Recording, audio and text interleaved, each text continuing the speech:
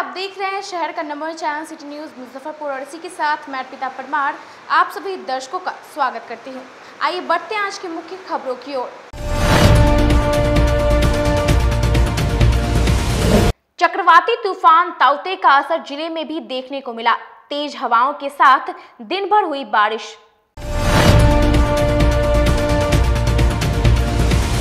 साहिबगंज और जैतपुर ओपी क्षेत्र में डकैती और लूटपाट की घटना में शामिल 7 अपराधियों को पुलिस ने हथियार के साथ किया गिरफ्तार।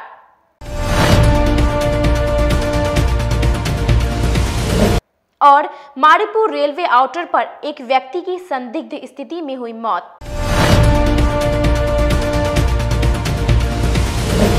तो ये थी आज की मुख्य खबरें। अब खबरें विस्तार से। चक्रवाती तूफान ताउते का असर जिले में देखने को मिला। सुबह से तेज हवाओं के साथ दिन भर बारिश हुई। मौसम विभाग के अगले 3 दिनों तक बारिश होने की संभावना जताई है। चक्रवात ताउते का असर बिहार में भी दिखने लगा है। मुजफ्फरपुर जिले समेत उत्तर बिहार के कई जिलों में लगातार बारिश का सिलसिला गुरुवार की सुबह से जारी है। सुबह सुबह कई क्षेत्रों में ठंडी हवाओं और तेज बारिश के कारण आम जनजीवन बुरी तरह से प्रभावित हुआ है। ऐसे में जिले वासियों ने गर्मी से राहत महसूस की है। वर्तमान में सबसे बड़ी परेशानी उमस से लोगों को राहत मिली। वहीं मौसम विभाग केंद्र पटना ने अलर्ट जारी करते हुए कहा कि अगले कुछ घंटों में पटना सहित वैशाली, मुजफ्फरपुर, जहानाबाद, सीतामढ़ी और शिवहर में मेघ गर्जन, वज्रपात के साथ साथ हल्की से तेज बारिश की संभावना है। वहीं मौसम विभाग के मुताबिक ताउते तूफान के प्रभाव के चलते राज्य में पिछले 2 दिनों में मौसम में काफी परिवर्तन देखने को मिला है। आज तेज हवाओं के साथ बारिश हुई है। जिले के विभिन्न प्रखंडों में इसका असर भी देखा गया है। इसके लिए सभी अंचल अधिकारियों को निर्देशित किया गया है कि जो अंचलों में जो स्थिति है उससे वो उसको संज्ञान में दे। साथ ही जिला प्रशासन भी सावधान है, अलर्ट है और जो भी इसके लेकर के जो भी अधिकारी हैं उनको लगातार निर्देश जिलाधिकारी के द्वारा दी जा रही है। सुबह से हो रही लगातार बारिश के कारण आम जनजीवन अस्त व्यस्त हो गया। शहर के अधिकांश सड़कों में जलजमाव के कारण दिन भर लोग परेशान रहे। तस्वीर देखकर यह मत सोचिए कि यह बरसात का मौसम है। दरअसल यह पूरा का पूरा नजारा मई जैसे भीषण गर्मी वाले महीने में शहर में देखने को मिला है। यहाँ एक बार फिर से मात्र 1 दिनों में चंद घंटों की बारिश ने सड़कों को ही तालाब में तब्दील कर दिया है। आगामी बरसात में स्थिति की भयावहता का अंदाजा इस तस्वीर से लगाया जा सकता है कि अगर मई के महीने में पूरी सड़क जलमग्न हो सकती है तो फिर आगामी बरसात के दिनों में हालात कैसे होंगे। इस बेमौसम बारिश में गुरुवार को जिले का मोती झील ओवरफ्लो हो गया और बरसात तथा नाले का गंदा पानी लोगों की दुकान मकानों में प्रवेश करने लगा। दुकानदारों का सारा सामान खराब हो गया। सड़कों पर लोगों का आवागमन बाधित हो गया। इधर जिले में सड़क और लोगों के घर, दुकानों में होने वाले जल जमाव को देखते हुए नगर निगम के बरसात पूर्व के नाला सफाई व्यवस्था की कलाई खुल चुकी है। कुछ दिन पहले ही नगर निगम ने मोती झील और शहर के दूसरे नालों की सफाई की थी, लेकिन इस साफ सफाई के दावों को बारिश की चंद बूंदों ने तिनके की तरह बहा दिया है। बता दें कि जलजमाव को लेकर बिहार के उप मुख्यमंत्री तारकिशोर प्रसाद ने जिले में समीक्षा बैठक भी की थी, लेकिन इसके बावजूद स्थिति जस की तस है और मोती झील पूरा शहर डूबता है। बारिश का यही स्थिति है। थोड़ा सा बारिश हुआ पूरा झमाझम बारिश का हो जाता है। देख रहे हैं ना क्या स्थिति हो गई यहाँ की। अभी स्थिति यही है कि पैदल चलना मुश्किल है, चल नहीं सकते हैं। सामान लाने के लिए निकले हैं, कहीं कुछ नहीं व्यवस्था है। यहाँ कोई प्रशासन कुछ नहीं देखने वाला। इसको जो हर बार जल जमाव की स्थिति हो जाती है यहाँ पर, इसको किसको जिम्मेदार मानते हैं इसका? ये वार्ड पार्षद, हम लोग तो वार्ड पार्षद को जिम्मेदार मानते हैं। और नगर निगम जो है, नगर निगम तो है ही, लेकिन वार्ड पार्षद भी फेल है यहाँ का। वार्ड पार्षद को कोई मतलब नहीं है, अपना ऑफिस खोल के बैठे हुए हैं, कोई उनको मतलब नहीं है। ठीक, क्या नाम मत लीजिए सर, ये जो है स्थिति मोती झील का छूटने वाला नहीं है। कितनों लोग बनाएगा, कुछ भी होगा, ये होने वाला नहीं है। हर बारिश में डूब जाता है। हर बारिश में एकदम डूबना तय है इसका मुजफ्फरपुर में, खास करके मोती। नगर निगम किसको मानते हैं, क्या सब नगरीय निगम का खेल है, ये तो सब नगरीय निगम का खेल है। ठीक से काम करता तो ये नहीं डूबता। करता तो भगवान मारे उन लोगों का ही रह जानता होगा जो। काफ़ी कठिनाइयाँ होती हैं आने में। अरे देखिए रहे ना सर, अभी तो इसी में फंसे हुए हैं ना। क्या नाम हुआ आपका? माधव शुक्ला सर। जिला पुलिस ने गुप्त सूचना के आधार पर साहिबगंज थाना और जैतपुर ओपी क्षेत्र में डकैती और लूटपाट की घटना में शामिल 7 अपराधियों के हथियार के साथ गिरफ्तार किया है। जिला पुलिस को बड़ी सफलता हाथ लगी है। पुलिस ने डकैती और लूटपाट करने वाले अंतर जिला गिरोह के 7 अपराधियों को गिरफ्तार किया है, जिनके पास से हथियार, मादक पदार्थ समेत अन्य सामान बरामद किया गया है। दरअसल साहिबगंज थाना और जैतपुर ओपी क्षेत्र में बीते दिनों डकैती और लूटपाट की घटना हुई थी, जिसको लेकर वरीय अधिकारियों के निर्देश पर सरैया एसडीपीओ राजेश कुमार के नेतृत्व में टीम का गठन किया गया और छापेमारी तेज कर दी गई। वहीं पुलिस को गुप्त सूचना मिली कि कुछ अपराधी बड़ी घटना को अंजाम देने वाले हैं। इसी सूचना के आधार पर पुलिस ने छापेमारी करते हुए 7 अपराधियों को गिरफ्तार किया, जिनके पास से 2 देसी कट्टा, 4 जिंदा गोली, मोबाइल, चरस समेत अन्य सामान बरामद किया गया है। एसडीपीओ सरैया राजेश कुमार ने बताया कि पुलिस को बड़ी सफलता हाथ लगी है। यह अपराधी मुजफ्फरपुर, वैशाली और मोतिहारी इलाकों में डकैती और लूटपाट की घटना को अंजाम देते थे। मुजफ्फरपुर के साथ मोतिहारी के चकिया में भी जो लूटपाट हुई थी उसका खुलासा किया गया है और सामान भी बरामद हुआ है। फिलहाल पुलिस पूछताछ कर रही है और इन अपराधियों ने कई कांडों में अपनी संलिप्तता भी स्वीकार की है। इनमें से 2 अपराधी कई कांडों में शामिल रह चुके हैं और यह शातिर अपराधी हैं और पहले भी जेल जा चुके हैं। गिरफ्तार अपराधियों में राजकुमार, चंदन खलीफा, उमेश शाह, प्रवेश कुमार, विकास कुमार, टुनटुन महतो, नंदन सहनी शामिल हैं। साथ ही इनकी निशानदेही पर कुछ अपराधियों के खिलाफ छापेमारी की जा रही है। जी, इसमें जो गिरफ्तारी हुई है, इसमें आपको ये अभी जो प्रताप पट्टी में जो अपराध की घटना घटी है 15 तारीख को साहिबगंज थाना क्षेत्र में, प्लस चकिया में जो घटना घटी है, आपको मोतिहारी जिले के चकिया थाना में 5 तारीख को घटना घटी है। इन 2 केस में जो है लूटे गए सामग्री की बरामद की गई है, जिसको कि हम लोग और उसमें छानबीन कर रहे हैं। कुल कितने लोगों की गिरफ्तारी? कुल 7 लोगों की गिरफ्तारी है, जिसमें 2 अपराधी जो हैं वो कई कांडों में वांछित हैं और फरार चल रहे थे। एक तो जो चंदन खलीफा है, बहुत ही सातिर और कुख्यात अपराधी है, चंदन खलीफा और चंदन नट, जो तिलविस्टा जैतपुर ओपी का रहने वाला है और कई कांडों में वांछित था, 1 दर्जन से अधिक कांडों में वांछित था। इनकी संलिप्तता अभी आपको जैतपुर थाना, पारू थाना, वैशाली थाना क्षेत्र, चकिया और साहिबगंज, कितने जो है थाना क्षेत्रों में ये सक्रिय थे, जिसकी बात सामने आ चुकी है। इसके अलावा भी हम लोग छानबीन कर रहे हैं। इन लोगों के साथ क्या कुछ बरामदी हुई संदिग्ध? ये जो अपराध की योजना बना रहे थे और वहाँ पे इनके पास से 2 पिस्तौल, 4 गोली, मादक पदार्थ, मोबाइल इत्यादि सामान बरामद किया गया है। इसके बाद इनके स्वीकृति बयान पर जो है वो पूछताछ में इन्होंने अपनी संलिप्तता स्वीकार की है। घटना के बारे में विस्तृत खुलासा किया है कि कौन कौन लोग शामिल थे। अभी 7 लोगों की गिरफ्तारी हुई है, 2-3 लोग और बच गए हैं, जिनका नाम अभी हम लोग अनुसंधान के चलते खोलना नहीं चाह रहे हैं। पूर्व से ये लोग किन किन मामलों में जो है क्या आपराधिक गतिविधि? जी हाँ, ये जो है आपको चंदन खलीफा जो है, ये तो पहले से ही आपराधिक की घटना में, खास करके डकैती की घटना में, गृह डकैती घटना में जो है वांछित चल रहा था। राजकुमार राय पहले जेल गया हुआ था, गृह डकैती घटना साहिबगंज के बाजार में ही एक घटना घटी थी, उसमें जेल गया था और अभी अप्रैल महीने में ही छूट कर आया था। फिर इसने जो है ये अपराध की घटना कारित की और दोबारा पकड़ा गया। मुख्य रूप से जो है छापेमारी में, कार्रवाई में कौन कौन थाना? इसमें जो है वरीय पुलिस अधीक्षक महोदय के निर्देश पे एक टीम बनाई गई थी, जिसमें साहिबगंज थानाध्यक्ष, जैतपुर थानाध्यक्ष और चकिया मोतिहारी के अधिकारी का भी सहयोग लिया गया। लॉकडाउन का असर रोज कमाने वाले लोगों पर देखने को मिल रहा है। शहर में रिक्शा चालक प्रत्येक दिन आते हैं और निराशा लेकर अपने घर लौट जाते हैं। देखिए रिपोर्ट। राज्य में तेजी से बढ़ रहे कोरोना वायरस की रोकथाम को लेकर पूरे राज्य में अति आवश्यक सेवा को छोड़कर 26 मई तक लॉकडाउन लागू है।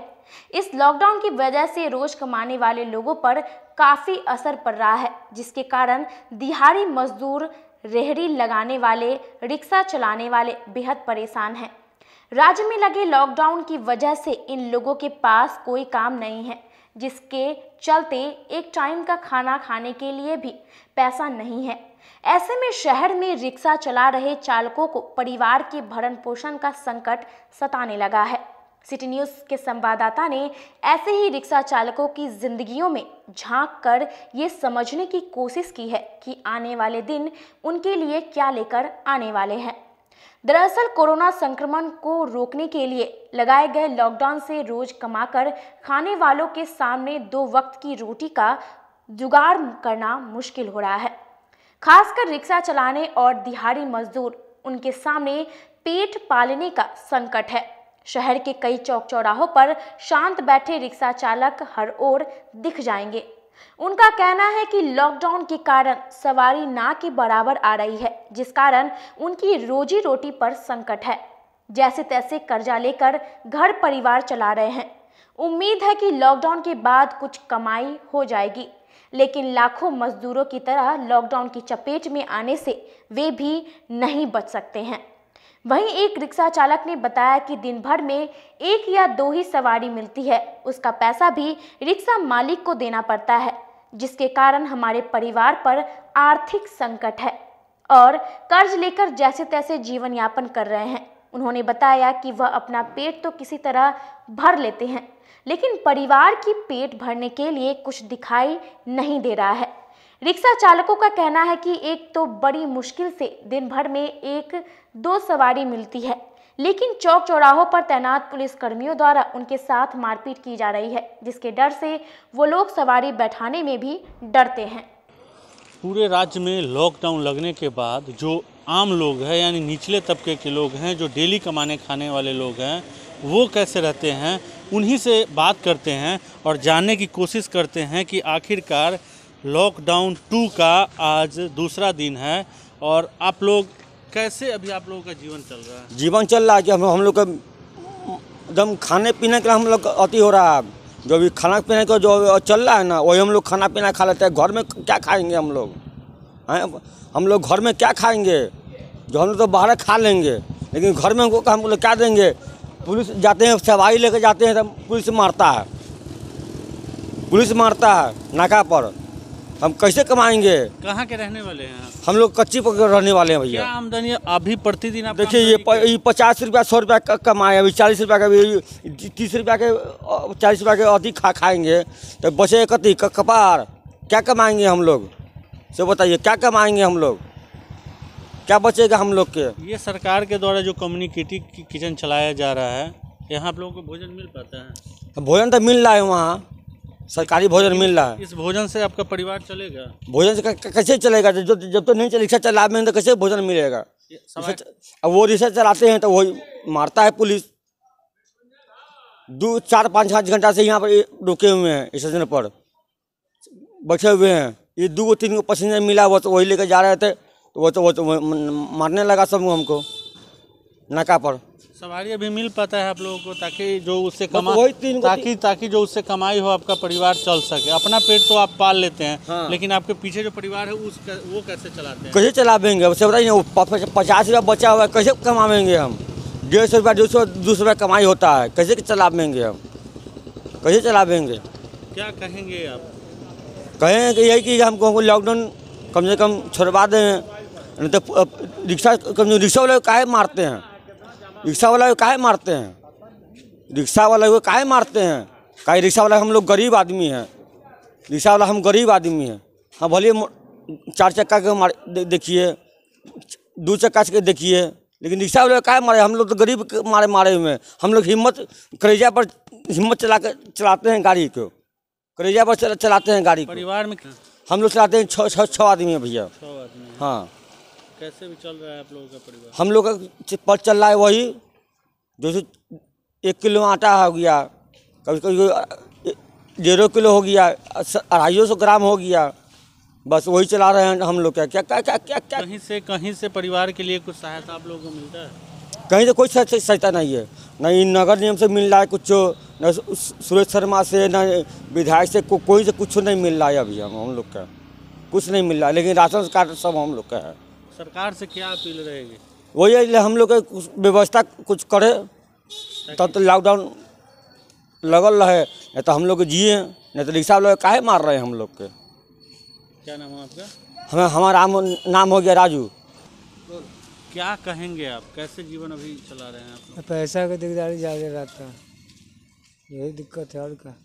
सवारी वारी मिल पाता है आप लोगों को? नहीं उतना नहीं मिलता। सवारी मिलवा करता था वही उतना नहीं मिलता, उतना मिलता भी तो 10-20 देता है, उसमें क्या पोसाएगा। क्या प्रतिदिन आप लोग कितना कमा लेते हैं? प्रतिदिन वह 100-150-200 बहुत हो गया वही ना कर रहे हैं।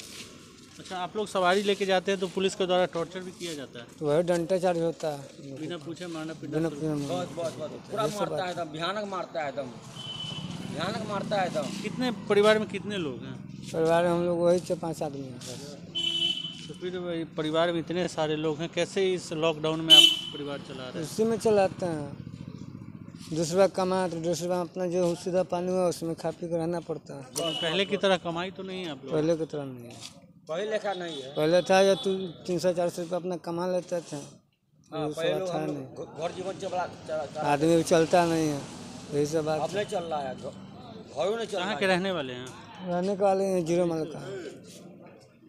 क्या कहेंगे आप, लॉकडाउन लगा हुआ है, रिक्शा चलाते हैं, क्या कहेंगे? सब कमाने खाने के समय में मार डालते हर साले के साल, पूरे साल वही हाल किए। अमरियो कमाने खाने के समय था वही हाल, अभी भुखमरी दलिया सर 200 कमाने के लिए भी आफत है सर। क्या अभी प्रतिदिन क्या आप लोगों की कमाई है? 150 हुआ कभी नहीं हुआ सर, कहीं बैठले रह गए, क्या करें सर, बैठे हुए हैं। 150 से बाल बच्चा के देखेंगे, अपना पेट देखेंगे कि बाप मतारी के देखेंगे, किसको देखेंगे 150 में सर। फिर कैसे आप लोग का परिवार आप लोग चला रहे हैं? अब घर पर है तो गेहूँ चावल यही है थोड़ी मोड़ी, तो सूख रोटी नून रोटी अपना खा के जी रहे हैं। ये जो नेता प्रतिनिधि हैं, इनके तरफ से कोई सहायता नहीं मिलता परिवार के लिए? पर साल मिला था, एमरी नहीं मिला है सर। पर साल क्या मिला था? पैसा वो मिला था, कुछ अन्न पानी मिला था सर, लेकिन इस साल कुछ नहीं, कुछ नहीं मिला सर। और पर साल से और एमरी अच्छी है सर। क्या नाम है आपका? हमारा देवनाथ सर। तो देख सकते हैं कि ये मुजफ्फरपुर की तस्वीर है, मुजफ्फरपुर की हाल है कि यहाँ रिक्शा चालक हो या आम जो निचले तबके के लोग हैं, जो डेली कमाने खाने वाले लोग हैं, उनको रोजी रोटी का संकट सताने लगा है। उनके द्वारा कहा जा रहा है कि जिला प्रशासन के द्वारा शहर के में जो कम्युनिटी किचन चलाया जा रहा है, उनसे उनका पेट तो भर जा रहा है, लेकिन उनका परिवार का पेट नहीं भर रहा है, जिसके कारण उन लोगों को काफ़ी परेशानी। इसके अलावे उन लोगों का ये भी कहना है कि कभी काल सवारी मतलब दिन भर में 1-2 सवारी मिलते हैं, और उनको भी अगर वो छोड़ने जाते हैं तो पुलिस के द्वारा मारपीट की जाती है। तो सोचिए कि कैसे इस लॉकडाउन में जो निचले तबके के लोग हैं वो अपने परिवार को कैसे खुश रखें, कैसे कमा के खिलाएं, उनके लिए एक सबसे बड़ा संकट बन गया है। मैं अपने सहयोगी विकास के साथ सोनू शर्मा, सिटी न्यूज़, मुजफ्फरपुर। लोगों की सुरक्षा करने वाले इस बारिश के कारण डर डर कर जी रहे हैं। कुछ घंटे की बारिश ने पूरे थाने को तालाब में तब्दील कर दिया है। जिनके कंधों पर हो जिले की सुरक्षा व्यवस्था की कमान, अगर वही डर डर के जीने लगे तो फिर क्या होगा। हम बात कर रहे हैं जिले के बेला थाना के, जहां आज भी सुरक्षा गार्ड डर के साए में जीने को मजबूर हैं। महज कुछ घंटे की बारिश से पूरा थाना परिसर तालाब बन जाता है और चारों तरफ से घिरे पानी के बीच रहने को मजबूर हैं और अपनी ड्यूटी करने को बेबस है थाने के जवान। इस कोरोना काल में प्रशासन के इन नुमाइंदे की बदौलत ही संक्रमण का ग्राफ नीचे की ओर जा रहा है, जिसका मुख्य कारण है प्रशासन के इन नुमाइंदे ने दिन रात एक करके लॉकडाउन को सफल बनाया है। आज वही जवान डर डर के जी रहे हैं। ऐसी बेबसी तो शायद कहीं नहीं मिलेगी, जिसे शौच के लिए भी घुटने के नीचे तक पानी में जाना हो और शौचालय में भी घुटने के नीचे तक पानी हो। एक तरफ जहां सरकार हर घर में शौचालय का निर्माण करा रही है, वहीं इन जवानों की परेशानी का सबब शौचालय बना हुआ है। ऐसा नहीं है कि इसकी जानकारी वरीय पदाधिकारी को नहीं है, लेकिन वरीय पदाधिकारी किसी बड़ी घटना की इंतजार में है। जिले में कई थानों को आदर्श थाने में तब्दील कर दिया गया है, पर इस थाने को बरसात में लगता है मत्स्य पालन विभाग को दे दिया गया है। पानी रहने सहने का बहुत दिक्कत है। बारिश पड़ता है तो ऊपर से चूता है, बेटिंग भीग जाता है। हम लोग लैट्रिन में जाते हैं तो लैट्रिन में भी पूरा पानी भरा हुआ रहता है। यानी बहुत जर्जर स्थिति है यहाँ का। तो कभी ध्वस्त हो जाएगा, हम लोग जहाँ रहते हैं वहाँ सब कब ध्वस्त हो जाए कुछ गारंटी नहीं है। तो क्या वरीय पदाधिकारी को इसकी सूचना दी गई है क्या? वरीय पदाधिकारी की हम सूचना तो खुद नहीं देखते हैं, आके देखेंगे। कौन सा थाना हुआ? बेला थाना है। आपका क्या नाम हुआ? महेश कुमार। अभी प्रॉब्लम है आप लोगों को? प्रॉब्लम है कि लैट्रिन में पानी भरा हुआ है, हम लोग लैट्रिन करते हैं सारा छींटा देह पर पड़ता है, पानी नहीं निकलता है। पानी भी लगने जाते हैं तो सब रास्ता में पानी लगा हुआ है। घर जो है चारों तरफ देखिए सामने दिखाई दे रहा है, ये चारों तरफ पानी ही पानी है। सब अभी पानी बढ़ते जा रहा है, पानी नहीं निकल रहा है, सब लैट्रिन का पानी है, सब टाउन का पानी से भरा हुआ है। काफी जर्जर स्थिति है आपके मकान? पूरा एकदम जर्जर स्थिति, कब गिर जाएगा कोई ठीक नहीं है।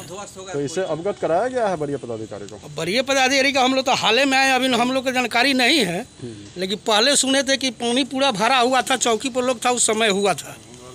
अब अपना परिचय दीजिए। हवलदार राम छत्री ठाकुर। कौन सा थाना हुआ? बेला थाना। अब यही कार्यरत है? यही कार्यरत है। वक्त हो चला एक छोटी सी ब्रेक का, बनी रही हमारे साथ, देखते रहिए सिटी न्यूज मुजफ्फरपुर। मुजफ्फरपुर की शान और अपने कलाकृतियों से बॉलीवुड के स्टारों में अपनी पहचान बना चुका बाबा की दुकान लहठी भंडार पिछले 50 वर्षों से आपके पसंद का ख्याल रखती है। यहाँ से लाह की बहुरानी सेट बॉलीवुड की स्टार ऐश्वर्या राय ने अपनी शादी में पहनी थी। यहाँ से राजनीतिक गलियारों के नामचीन चेहरों की दुल्हन भी सजी थी।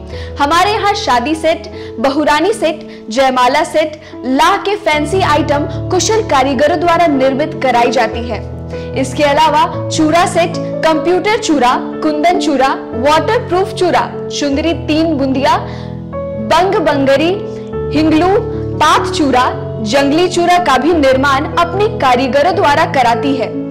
यही नहीं, लाह से बनी कान का टॉप्स, रिंग, नथ, गला का हार, मांग टीका, पेन स्टैंड, हाथी, बिछिया, ग्लास, करा भी बनाती है।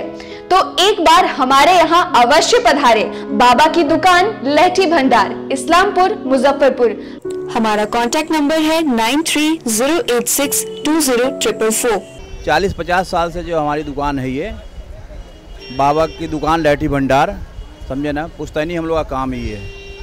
और हमारे यहाँ जो है जितने भी है, जैसे कि ऐश्वर्या राय के यहाँ लहठी गया, हमारा सचिन के यहाँ गया है, और आपके जो है तेज प्रताप सिंह, अभी लालू प्रसाद के लड़के की शादी हुई है, उसमें भी लहठी भेजा गया था। और हमारे यहाँ जो है ना बहुरानी सेट है, जैसे कि है कुंदन सेट है, और जैसे कि हम लोग जो डिज़ाइन जो है सेलेक्ट करते हैं जो लगन के ऊपर जो है, जैसे कि कस्टमर का चॉइस देखते हैं हम लोग, है उसी टाइप से हम लोग जो है माल तैयार करते हैं। और कलर है मैचिंग, हमारे यहाँ सबसे विशेषता है कि हर तरह के लहंगे का जो है ना मैचिंग तुरंत हैंड टू हैंड हम लोग लगा के दे देते हैं। हम पढ़ाते नहीं, हम बच्चों में विश्वास जगाते हैं। Christ Jyoti international school, based on CBSE curriculum with co education. इस स्कूल में प्रत्येक विषयों के लिए अनुभवी शिक्षकों का समूह है। विद्यार्थियों को अलग से ट्यूशन पढ़ने की आवश्यकता बिल्कुल नहीं है। बच्चों को प्रत्येक विषयों के लिए अलग से अतिरिक्त कक्षाएं दी जाती हैं। साइंस और कंप्यूटर लैब की व्यवस्था के साथ उत्तम खेल कूद के लिए बड़ा सा कैंपस भी है। नर्सरी के बच्चों को खेल कूद की विधि से पढ़ाई जाती है। केंद्रीय माध्यमिक शिक्षा बोर्ड पर आधारित पाठ्यक्रम से कक्षा प्ले हाउस व नर्सरी से 8वीं वर्ग तक ये नामांकन प्रारंभ है। तो नामांकन के लिए तुरंत संपर्क करें। हमारा पता है Christ Jyoti international school, Dharmodaya स्थली, माधोपुर सुस्ता, मुजफ्फरपुर।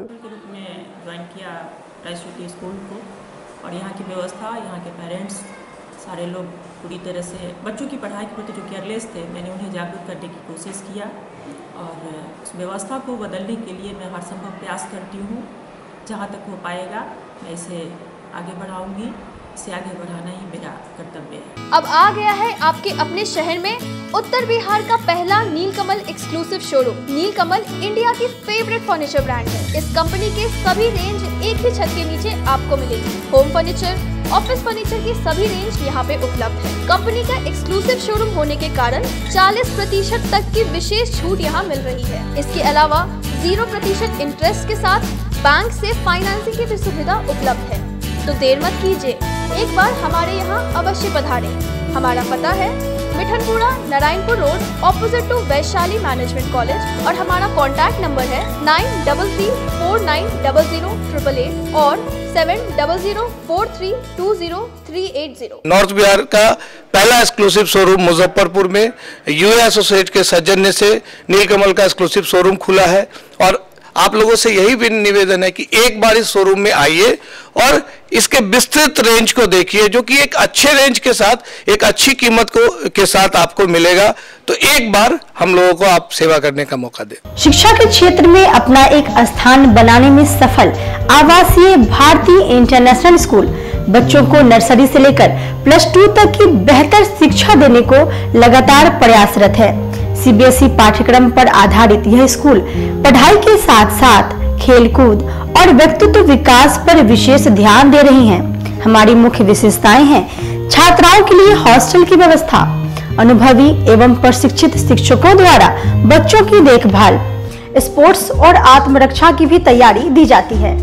प्रत्येक कक्षा में स्मार्ट क्लास द्वारा शिक्षण की सुविधा, सुसज्जित पुस्तकालय की व्यवस्था, कक्षा 1 से कक्षा 10 तक कंप्यूटर की मुफ्त शिक्षा, सुसज्जित विज्ञान प्रयोगशाला, छात्र एवं छात्राओं के लिए संगीत तथा नृत्य की शिक्षा की अलग अलग व्यवस्था है। अंग्रेजी बोलने की कला की शिक्षा, सीसीटीवी कैमरे से सुसज्जित विद्यालय। तो हमारा पता याद रखें, हमारा पता है Awasiya Bharti international school, main road NH 57, Ahiyapur, Muzaffarpur. और हमारा कॉन्टेक्ट नंबर है 7970919864 या फिर आप डायल कर सकते हैं 9931273960 या फिर आप हमें कॉल कर सकते हैं 9525587370 पर। Registration and admission is going on from nursery to 9th for the session 2018 to 2019. Class 11th का रजिस्ट्रेशन 1 जून से प्रारंभ होगा और वर्ग में सीटें सीमित है। 10th बोर्ड में 60% और उससे अधिक अंक वाले छात्र छात्राओं को नामांकन में प्राथमिकता दी जाएगी। ST International School. If you want to give your child a strong foundation, the school of your dream. Play to 10th based on CBSE curriculum. हमारे यहाँ अनुभवी एवं प्रशिक्षित शिक्षकों द्वारा बच्चों के देखभाल के साथ स्मार्ट क्लास द्वारा शिक्षण की सुविधा है। कक्षा 1 से 10 तक कंप्यूटर की मुफ्त शिक्षा के अलावे छात्र एवं छात्राओं के संगीत तथा नृत्य की शिक्षा की भी व्यवस्था है। पूरा स्कूल सीसीटीवी कैमरे से लैस है। स्कूल में बच्चों का नामांकन फ्री किया गया है। हमारे यहाँ अपने बच्चों के उज्जवल भविष्य के लिए जरूर पधारें। हमारा पता है Bandh road, Shekhpur, Akhara Ghat, Muzaffarpur. Our contact number is 8757652616 and 9955132616। हमारे स्कूल का कुछ मेन फीचर्स है, जैसे बच्चों की देखभाल करना। हमारे यहाँ पुस्तकालय वगैरह की पूरी अच्छे तरीके से व्यवस्था है। क्लासरूम सारा बना हुआ है। सीसीटीवी कैमरे से हमारा क्लासरूम डेकोरेटेड है। सिक्योरिटी के भी विजन से हमारा क्लासरूम बहुत प्रोटेक्टेड है। हमारे यहाँ जो भी शिक्षक शिक्षिकाएं आई हैं पढ़ाने के लिए वो काफ़ी वेल एडुकेटेड हैं और वेल वर्स्ड भी हैं। हमारा विद्यालय भी चारों तरफ से बना हुआ है। हमारे यहाँ लैब बहुत अच्छे से बना हुआ है। कंप्यूटर की फ्री शिक्षा हम इस बार इसको दे रहे हैं। हमारे यहाँ नामांकन प्रारंभ है। ब्रेक के बाद आपका फिर से स्वागत है। आइए बढ़ते अगली खबरों की ओर। मुजफ्फरपुर रेलवे जंक्शन के समीप माड़ीपुर आउटर पर एक व्यक्ति की संदिग्ध स्थिति में मौत हो गई। मृत व्यक्ति मेहंदी हसन चौक का रहने वाला है। मुजफ्फरपुर जंक्शन से सटे माड़ीपुर आउटर के समीप एक व्यक्ति की संदिग्ध स्थिति में मौत हो गई। मृतक की पहचान ब्रह्मपुरा इलाके के मेहंदी हसन चौक निवासी मोहम्मद रशीद खां के पुत्र गजनी उर्फ साजिद के रूप में हुई है।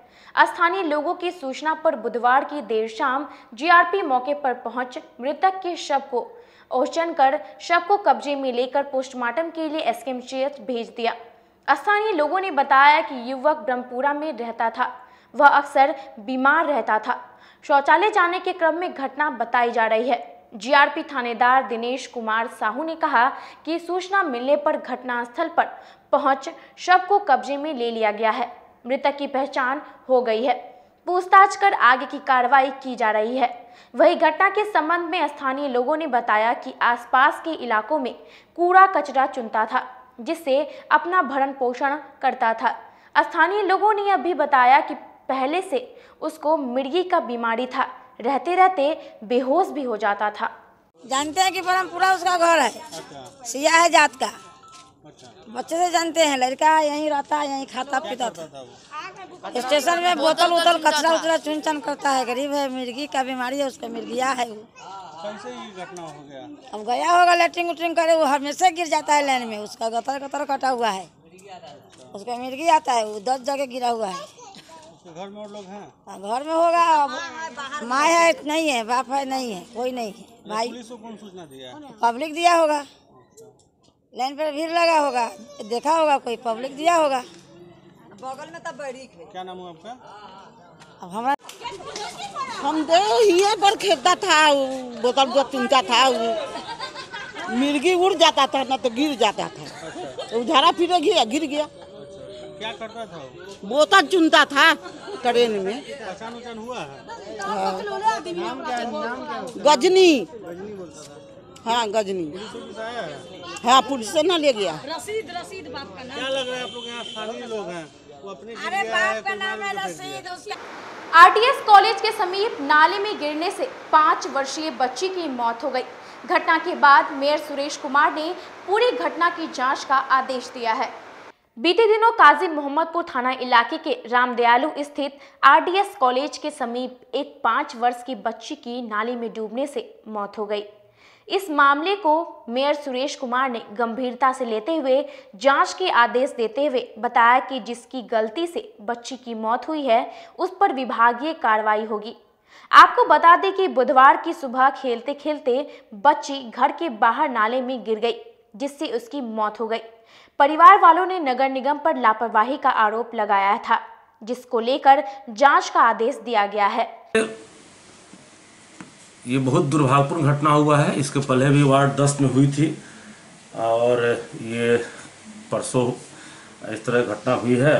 ये जहाँ जानकारी प्राप्त किए हैं उससे जानकारी मिली है कि स्लैब नाला सफाई के दौरान अगले साल जो स्लैब तोड़ दिया गया था पानी निकासी के लिए, इसलिए मैं बार बार कह रहा था सभी अधिकारी को कि जो जोरी उस स्लैब को तोड़े, जो जरूरी ना हो उसको ना तोड़े, लेकिन अगले साल स्लैब तोड़ दिया गया था, जो जानकारी प्राप्त हमको हुई है।